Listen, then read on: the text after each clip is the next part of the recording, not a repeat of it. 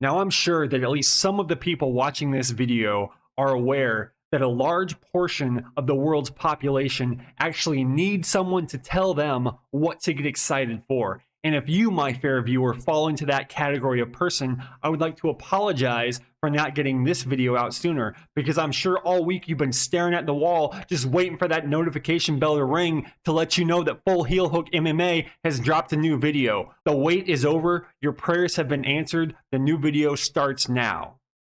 Now, in that week of boredom, I'm sure you looked over the UFC 325 card and probably thought there's not a whole lot to get excited about. This card doesn't really seem like a pay-per-view worthy card. Now, to that, I would say if you didn't think about that, you would probably also be thinking this is 2 weeks in a row of undeserved title fights.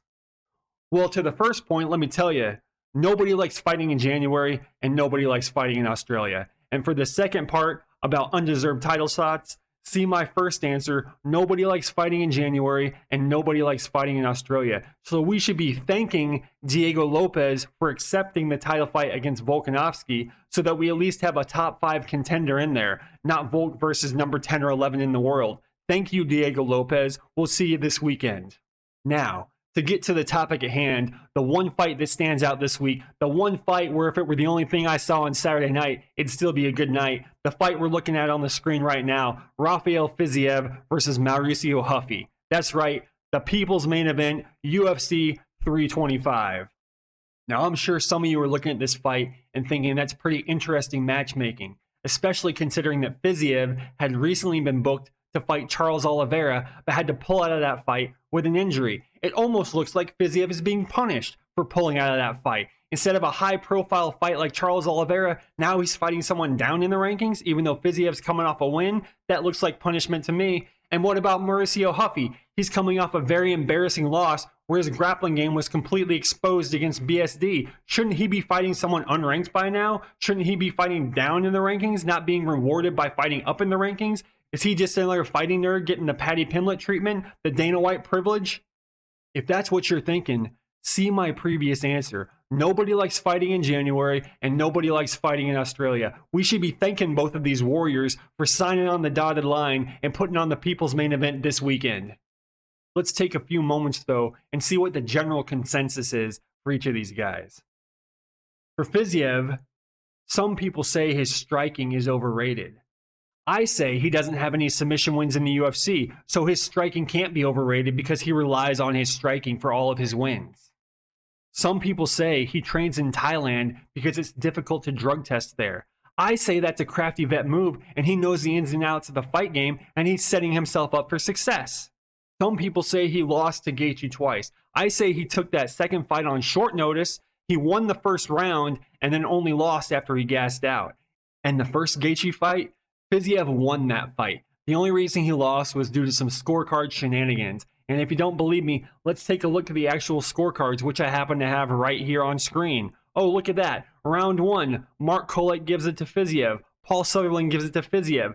Fiziev wins round 1 on 2 judges' scorecards. Let's go on to round 2, why don't we? Round 2, Paul Sutherland gives it to Fiziev. Clemens Werner gives it to Fiziev. Fiziev wins round 2 on 2 judges' scorecards. Fiziev wins 2 judges' scorecards in round 1 and round 2. The only reason he loses the fight is due to scorecard voodoo. Just like in his fight with Gamrot, he was winning that fight also, won round 1 on every single judge's scorecard, only lost due to voodoo in round 2. Moving on to Rafael Fiziev's opponent, let's talk about Mauricio Ruffy, because some people say he's never KO'd anyone good. So let's take a look at his record and see for ourselves. I'm not going to talk about the Contender Series fight because it's not a UFC fight and it's not a UFC level opponent. But in his UFC debut, is finishing Jamie Mullarkey impressive? No, it's not. Is beating James Lantop impressive? Not really. Is knocking out King Green in 2025 impressive? No, it's not. The people might be right about that, but to them I say he can only KO the guys they put in front of him. And even though he didn't KO BSD, how can he KO a guy if the guy's not going to stand and trade with him? If someone's just going to take him down, he's not going to be able to KO him. No one can do that. And regarding the BSD fight, a lot of people say he got fraud checked, but I disagree. I say his manager got fraud checked for booking him in a highly unfavorable matchup. It's not Ruffy's fault that his manager booked a fight against a high-level grappler when Huffy himself can't grapple. But this fight's not going to come down to the X's and the O's. It's not going to come down to who's the better striker or who's the better grappler, who's better in shape, who's prepared better. This fight is going to come down to an intangible. It's going to come down to something that most fighters know nothing about, but Yuri Prohaska knows all about. This fight is coming down to voodoo, and the question we should have been asking this whole time, since we learned earlier that Rafael Fiziev's biggest weakness is voodoo. The question we should have been asking is, does Mauricia Ruffy know voodoo? Because if he does, Fiziev is in trouble this weekend.